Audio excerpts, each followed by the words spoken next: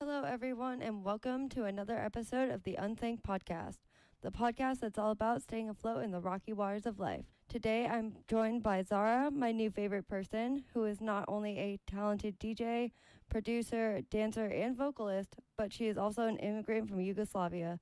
Today, she's going to share her powerful story with us and how her cultural background has shaped who she is and her art today. So, we have a lot to talk about, and let's dive right in.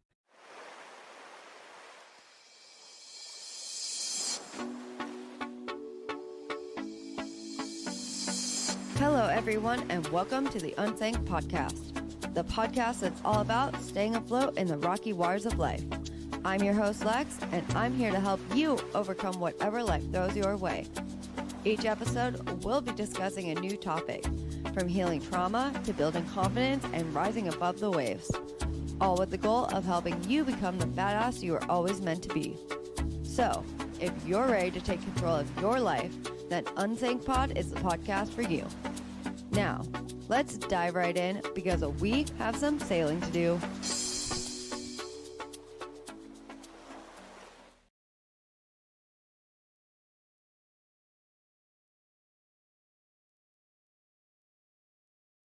Hello, Szara. Thank you for being here. Hi, thanks for having me. Hi. So, I would like to start off today by talking about just your story a little bit and what it's like to be an immigrant from Yugoslavia. Okay, well, it's quite the story. So, thankfully, I ended up in the US, but I'll get to how I ended up here. So, I was born in the 90s in Yugoslavia, former Yugoslavia. Technically, now where I was born is called Bosnia and Herzegovina. I was born in the middle of a civil war. It was quite the conflict, mass genocide, ethnic cleansing, all this terrible stuff that not many people really think of, or I feel like it was a war that not many people know about or are familiar with. And so, I was forced to leave my country and my entire family when I was 3 years old with my mom and dad, thanks to these amazing sponsors, they call them, from a Baptist church in upstate New York. So basically what they do is they kind of adopt families, especially families with newborns, from places that are suffering conflict and bring them over and give them a new life. So I'm very grateful for them. They basically saved my life. And here I am in America. Yay, and we're so happy that you're here and that you're safe. That's so cool that you said you were adopted, because as you know that I was adopted. So we're both kind of adopted in a way, which is cool. And that you got out of that terrible situation. What was it like for your parents to kind of witness that more and live in that? Because I know you were 3 when you left, but what kind of an impact did that have on them after you came to the U.S.? Well, so I just feel really bad for for my parents, because it really severely impacted them. My father was a soldier and my mom was a nurse, so my dad he was never the same after that, and I actually haven't seen him since I was 6. He's basically a completely different person now, and it was severely traumatic for him and my mom as well, and both of them having to kind of make that choice for me as a baby to leave, I think was really hard on them, because they kind of came to this country with no help. I mean, the help of the churches and the kind people that took us in as refugees, but they decided to leave their entire families and support systems, and it was really hard for them.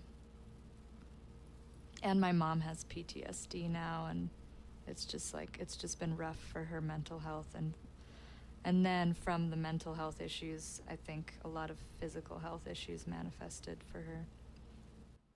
What was that like for you seeing them, or, at least your mom dealing with that growing up, and like just seeing what your parents had to go through? What like effect did that have on you?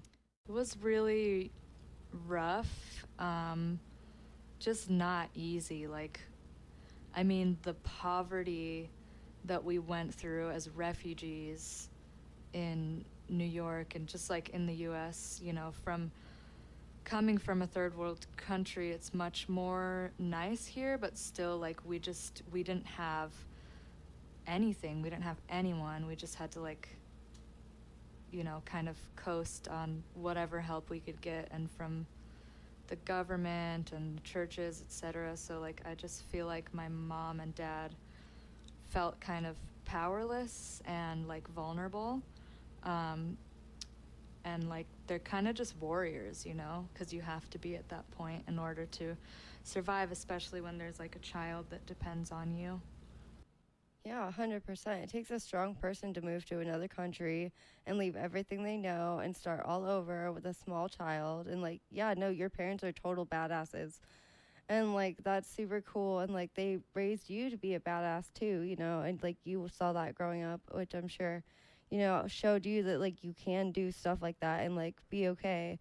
And how has that influenced you, like, in your art? Because you're an artist now and you're, like, all grown up and working on music and all these wonderful things. So how has it influenced your art? Well, I've just learned that I could have been much more misfortunate, and that just to be alive is a miracle, and not to take life for granted. Of course, I'm human and I make mistakes, but I feel like I've had, like, a deeper sense of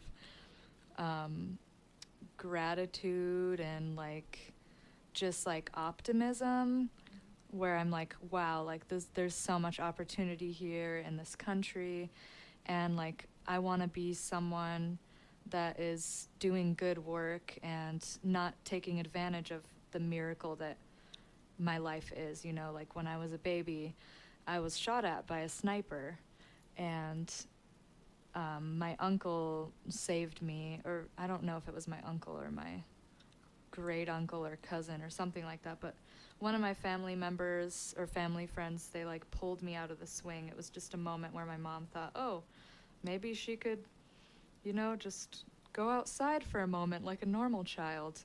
And I actually do remember this. I do have some memories. And so, yeah, I just from that moment could have died. And I just, like, I think about that sometimes when I'm facing, like, minuscule issues, or just, like, there must be some reason that I survived, that I'm still here, and I don't want to take advantage of that. And I want to do something good and follow my own dreams, which is something that I learned. I thought, like, oh, maybe I could start a charity or do all this stuff, but I feel like just following your own dreams and making something happen and living your own story and, like, being myself, a refugee, a survivor, someone who's creating this on their own, that alone is going to inspire people to do that for themselves. So eventually I'll do all the other things, but for now, I'm going to do this for myself. But yeah, it made me very much a warrior, I would say. Like, I put what I want to do first, because I know how precious life is. What my dreams are, I put them first. Yeah. That's so good. Like, it's so awesome to follow your dreams, and, like, that, you just go after them no matter what, and you get that from your parents, and that's super cool. So how did you get to Oregon from New York? What's the story there? Well, so I left New York when I was about 12. My mom married a man from Bolivia, South America. And so we moved to Bolivia and lived there for 3 years. After that, we moved to New Mexico. And then I just started kind of traveling after I was finishing high school, and started just exploring and backpacking and just, like, seeing what I could create and go see and explore. And then I was in Guatemala, and one of my best friends just said, "Hey, I have a room here in Ashland. Do you want to come here and live with me?" And I was like, "Okay, sure." So I just stopped my travels and came back and grounded in here in Ashland. And that was in 2015. And I have moved around and lived in LA and Portland and Nevada City since then. But I did come back here. So it's quite the anchor for me. Oh, yay. That's good. That's so, like, cool that you've moved around. I'm sure you get to learn about a lot of different cultures and everything that way, and get, like, more immersed, like, not only in your own culture, but see other cultures and just see how the world is, like, so different but the same at the same time, and all the amazing things that come along with that. And, now finding Ashland and deciding that that's going to be, your home for, at least right now. And that's really cool. I'm glad I got to, get to know you and become your friend while you're here. And yeah, we're happy to have you. So I know you also sell jewelry that's inspired by your cultural background. What else in your art has been inspired by your cultural background? So it's so interesting because I feel like people are naturally intuitive and drawn to things that they, are connected to in deeper ways. So, like, when I was about 19, I started dancing and performing on stage. And it was kind of like belly dance style. And it was just natural. Like, I was just teaching myself and, self-taught. And it just kind of was that way. And I was just like, okay, this is just what I'm doing. And then I later on learned that's a part of my culture. And, it was just, wow, like everything was just clicking. Like, I like to make headpieces. I like to do all these different things that are all things that my ancestors did. As a Turkish Balkan person, like, this is a very common thing within that culture, is actually like tattoos, head pieces, coin, jewelry, all of these things. So it's just interesting because I was very inspired by it. And as a refugee or person from another country that's been living in America, sometimes you kind of have to dig a little deeper to, like, remember and stay connected to your roots, especially if you don't have family here. Although my mom, she definitely is very, very Balkan and keeps it alive. And I as well speak my language and understand it and speak with my family all the time. But just these little things, like, have definitely influenced me in this cool way of just kind of, yeah, like clicking in the pieces together. That's really cool. That's really cool. I love taking, like, pieces of yourself and, like, putting it into art, and, like, how everything just kind of fits together like that. It all makes sense, and, like, discovering new little bits and pieces about yourself that you didn't even know were a thing before. It's always cool to discover little things like that. What other things have you been working on in, like, music and that sort of realm? So I have been very blessed to have some amazing mentors and people around me that are very inspired and also just kind of, like, have believed in me, that have helped me connect to my culture.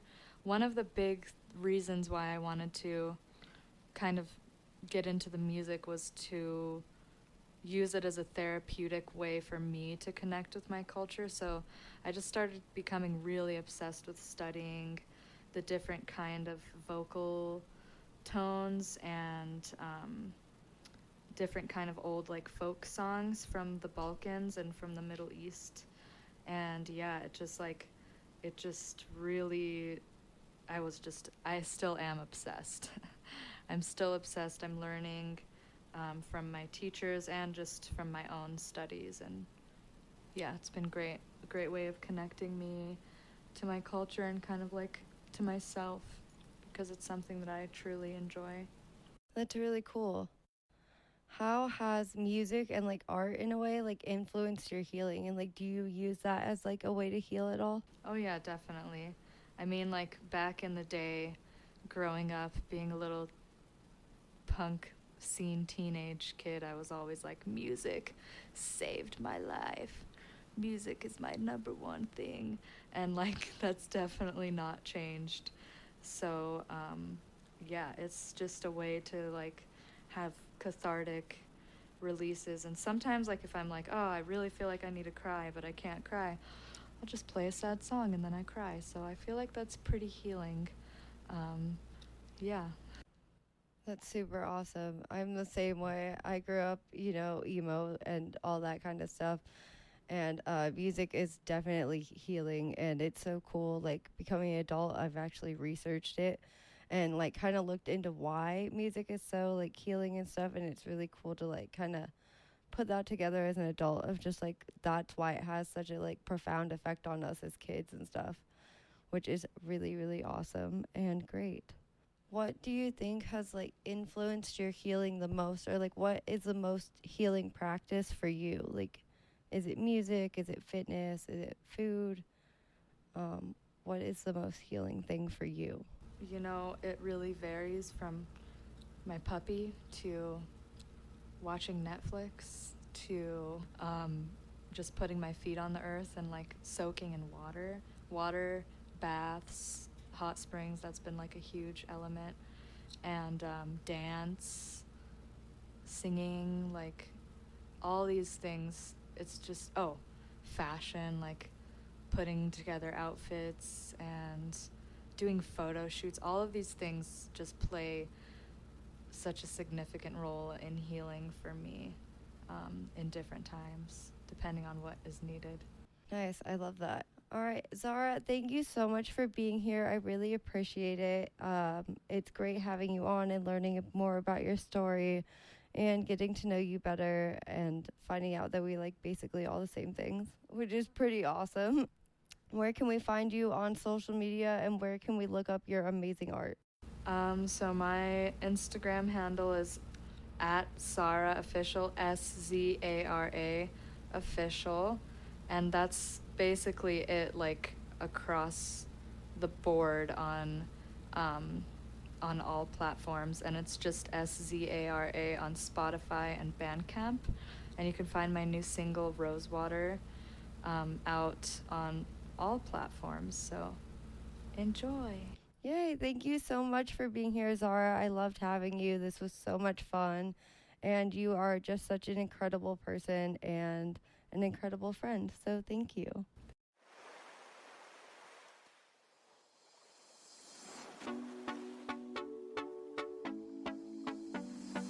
Thank you for joining us on this amazing episode of Unsank Pod. I hope that you found inspiration, healing, and the courage to rise above the waves of life. To stay connected and receive updates on future episodes, follow us on Instagram at unsank.co and unsank.pod. You can also find us on Facebook and Twitter at unsank_co. For additional resources and information, visit our website at unsankco.com. You can also find our episodes on popular podcast platforms such as Apple, Spotify, Amazon, Stitcher, and many more. Before we part ways, I want to extend my deepest gratitude to all of you who have shared your time with us. Your openness and willingness to explore the path to healing have made this podcast truly special. Keep healing, keep growing, and keep spreading the light to those around you.